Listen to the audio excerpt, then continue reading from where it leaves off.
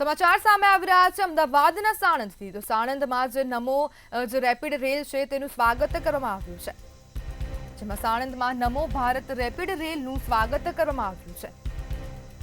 ધારાસભ્ય કનુ પટેલે રેપિડ રેલને લીલી ઝંડી આપી છે, ત્યારે ભુજ અમદાવાદ ટ્રેનને ધારાસભ્ય દ્વારા પ્રસ્થાન કરાવવામાં આવ્યું। ત્યારે નમો ભારત રેપિડ રેલને સાણંદમાં સ્ટોપેજ મળ્યું છે। સ્ટોપેજ મળતા સ્થાનિક લોકોમાં ખુશીનો માહોલ ફેલાયો। ધારાસભ્ય કનુ પટેલે રેપિડ રેલને લીલી ઝંડી આપી છે, જ્યારે સાણંદમાં નમો ભારત રેપિડ રેલનું સ્વાગત કરવામાં આવ્યું। ત્યારે ભુજ અમદાવાદ ટ્રેનને ધારાસભ્ય દ્વારા પ્રસ્થાન કરાવાયું છે।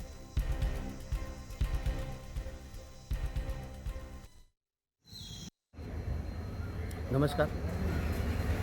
સાણંદની જનતા માટે નમો ભારત રેલવે સાણંદમાં સ્ટોપેજ આપ્યું છે, તે બદલ કનુભાઈ ધારાસભ્ય અમારા અને અમિતભાઈ શાહ સાહેબની હું આભાર વ્યક્ત કરું છું।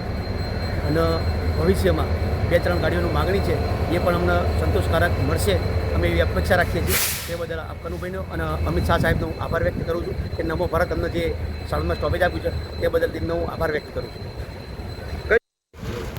સાણંદ ખાતે નવો ભારત ટ્રેનનું સાણંદ ખાતે સ્ટોપેજ આપવામાં આવ્યું છે, ત્યારે સાણંદથી ભુજ જતા લોકોને ઘણો અહીંથી ફાયદો થશે। સાણંદથી ઘણા બધા લોકો ત્યાં આગળ ભુજ સાથે કનેક્શન ઘણું બધું છે, એટલે ત્યાં આગળ જવા માટે આજે જે સ્ટોપેજ આપ્યું છે તો સ્થાનિક લોકોને પણ અહીંથી અવર જવરની અંદર ખૂબ મોટો ફાયદો થવાનો છે।